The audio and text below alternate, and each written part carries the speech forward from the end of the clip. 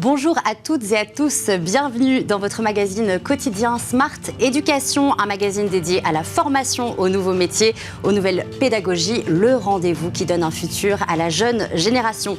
Steward, hôtesse de l'air ou encore mécanicien aéronautique, des métiers de l'aérien qui longtemps ont fait rêver, mais qu'en est-il aujourd'hui?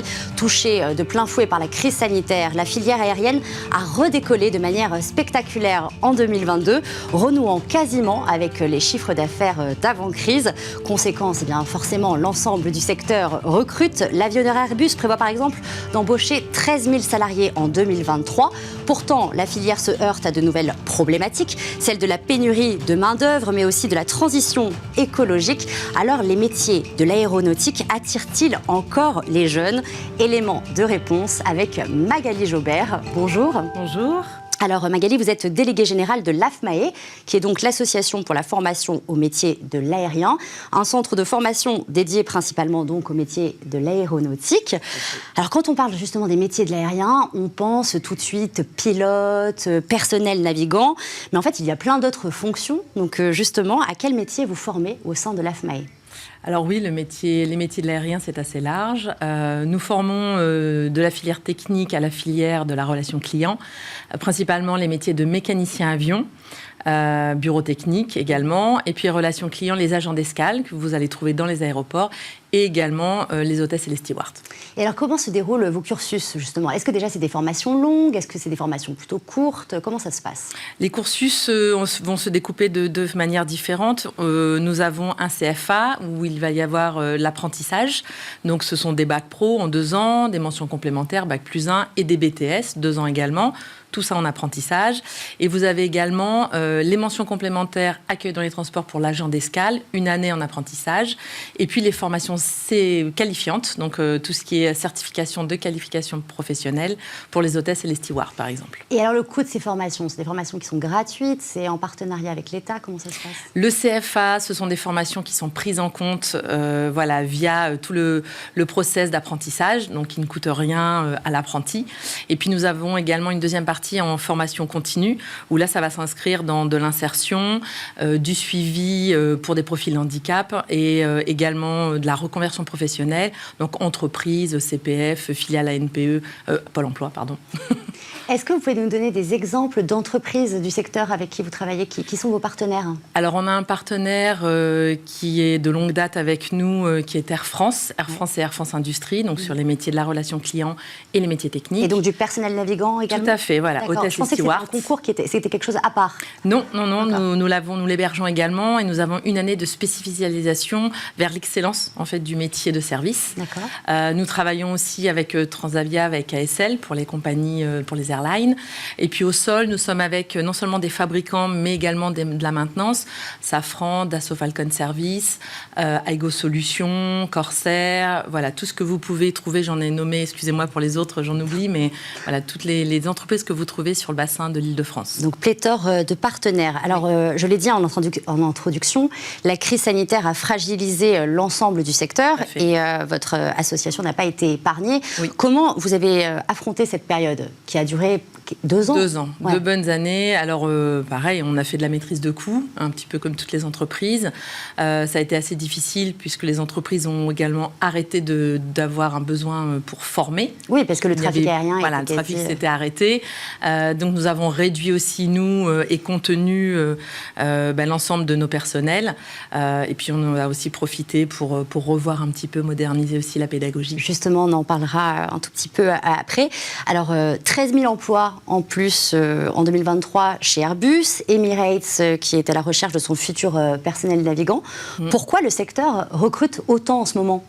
C'est-à-dire c'est reparti vraiment... C'est reparti vraiment très fort aujourd'hui, autant sur les métiers techniques que sur les métiers de la relation client, dans les aéroports aussi. Toutes les entreprises recherchent du personnel. Vous allez avoir dans quelques années, je vais appeler ça un papy boom, donc il y a des départs en retraite naturels. Il y a eu énormément aussi de contraintes de personnel, donc pas mal de personnel qui ont quitté les entreprises via différents plans de départ volontaire. Et aujourd'hui, nous avons finalement une reprise du secteur et des voyages beaucoup plus forts. Que ce que les professionnels annonçaient, et donc la reprise des métiers qui suit derrière. Et alors, le secteur donc recrute, et pourtant, a priori, de ce que j'ai vu, ils peinent à trouver de la main-d'œuvre. Comment vous l'expliquez ? Il y a plusieurs explications. Est-ce que déjà c'est la crise sanitaire qui a un petit peu alors ça a freiné. Ça a changé aussi la vision. Certaines personnes ont fait des virages, à 180 degrés, ont changé de filière. C'est aussi toute la communication qu'il y a au travers de la décarbonation du secteur de l'aérien. Le secteur est en pleine mutation, en pleine transformation, mais peut-être que ce n'est pas encore assez visible pour le grand public. Mais tout ça, ce sont vraiment des explications qui font qu'aujourd'hui, il y a une désirabilité des métiers du secteur aérien qui est un peu en manque. Et les métiers qui sont le plus en tension, justement, dans ce secteur actuellement ? Les métiers techniques, donc mécanicien avion en priorité, agent d'escale, tous les métiers que vous avez dans un aéroport. Surtout qu'un métier technique, vous mettez 4-5 ans à avoir une maturité, une autonomie, donc il faut faire mettre dès maintenant pour être au rendez-vous dans 4-5 ans. Donc il y a vraiment une urgence. Je le disais en introduction, est-ce que, pour répondre à ma question, est-ce que ces métiers, ça attire tout simplement encore les jeunes ? Alors aujourd'hui, on a un peu plus de mal à toucher les jeunes parce qu'ils ont des besoins qui ne sont plus ceux des jeunes d'il y a 5 ou 10 ans. Voilà, donc il faut quand même leur dire. En termes de quoi ? De déplacement, par exemple, si on prend le truc de personnel navigant, le métier de personnel navigant, c'est un métier qui attire moins ? Alors, personnel navigant, ça va, tout ce qui est métier volant. Donc, vous avez les pilotes, les hôtesses et les stewards. Ce sont encore des métiers très Ça fait encore rêver. Ça fait encore rêver, heureusement.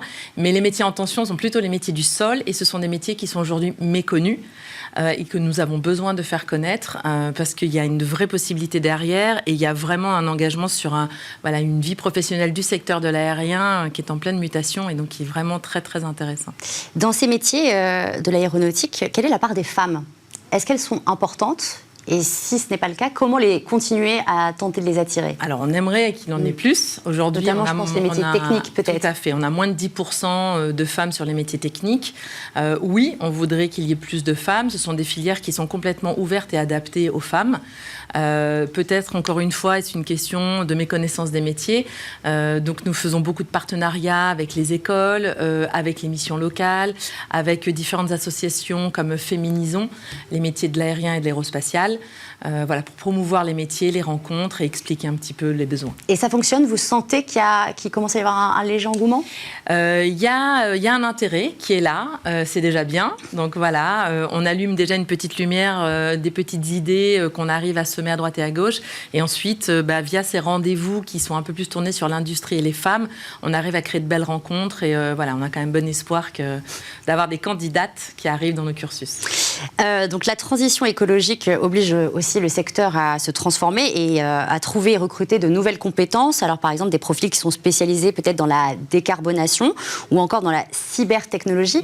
Comment vos formations, elles s'adaptent à ces transformations ? Alors, dans les métiers du secteur de l'aérien, vous allez toujours garder des métiers qui sont communs. Un mécanicien avion va toujours réparer un avion. Cependant, la technologie va évoluer. Vous allez avoir de l'électrique, vous allez avoir de l'hydrogène. Donc, on est en train de moduler la formation au travers de toute cette nouvelle technologie, une fois qu'elles sont validées quand même par l'aviation civile. Donc, le métier reste, mais la technologie pour réaliser ce métier change. Et vous mettez en place donc de nouvelles formations ? Alors, ce n'est pas des nouvelles formations, c'est les modules, la composition du module de formation qui change. Mais le diplôme reste le même. D'accord. Alors, il y a le salon des formations et métiers aéronautiques, qui est le seul salon spécialisé sur l'ensemble des métiers de l'aérien qui se tient du coup ce week-end, du vendredi 3 au dimanche 5 février à l'aéroport Le Bourget. D'après vous, quels sont les besoins à venir dans l'aéronautique français ? Les mécaniciens. C'est vraiment un focus sur ce métier-là. Il y a des vrais besoins dans les 5, 6, 7 ans à venir. C'est une certitude. Ça commence dès l'année prochaine. Et les métiers aéroportuaires, tout ce qui est relation client qui est dans un aéroport, qui évolue dans un aéroport. On a aussi énormément de besoins puisque les aéroports se remettent à fonctionner, notamment celui de Paris-CDG. Mais quand vous parlez des métiers de mécaniciens, donc c'est là où il y a les métiers qui sont le plus en tension. Oui. Comment faire pour attirer justement les jeunes qui nous écoutent en ce moment ? Leur faire découvrir les métiers, puisque quand on dit mécanicien avion, on a l'impression d'avoir quelqu'un en bleu, les mains dans un cambouis. C'est pas du tout ça aujourd'hui. Les avions, c'est de l'informatique embarquée, c'est des machines intelligentes. Aujourd'hui, c'est vraiment des technologies de pointe. Donc, c'est déjà repartir à la découverte de ces métiers. L'intitulé finalement du métier n'est plus tout à fait la réalité du terrain. C'est-à-dire parce que ça s'est transformé ? Il y a 15, 20 ans ou 25 ans, effectivement, vous aviez un avion, vous aviez des circuits qui avaient besoin de force pour travailler, qui avaient beaucoup de fluide, qui étaient plutôt très salissants. Aujourd'hui, vous avez des avions qui sont complètement équipés d'électronique. Vous avez énormément de moyens industriels pour pouvoir travailler. Donc, vous n'avez plus besoin, finalement, d'avoir une énorme force physique pour travailler sur des avions. Tout est fait vraiment, tout est bien pensé par les avionneurs, que ce soit Airbus ou que ce soit Boeing, pour vraiment aider la maintenance à réaliser son travail en temps et en heure, très rapide, pour ne pas impacter les vols, parce qu'en général, les passagers n'aiment pas trop.